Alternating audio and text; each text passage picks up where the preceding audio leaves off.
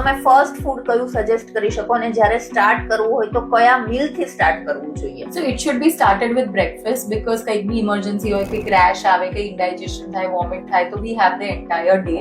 Parents ને બી રાત્રે ઇમરજન્સીમાં ના દોડવું પડે. ઘણા બધા બાળકો તમે જોતા હશો કે ભાત વ્હાઈટ હોય તો જ ખાય, દાળ નાખો તો ના ખાય. So that stems from at 6 months of age because પહેલેથી કોરો જ ભાત ખવડાવ્યો હોય. Exactly. You know, પહેલેથી દાળ ભાત મિક્સ કરીને ખવડાયા હોય તો બાળકને તો નથી ખબર કે ભાત વ્હાઈટ છે.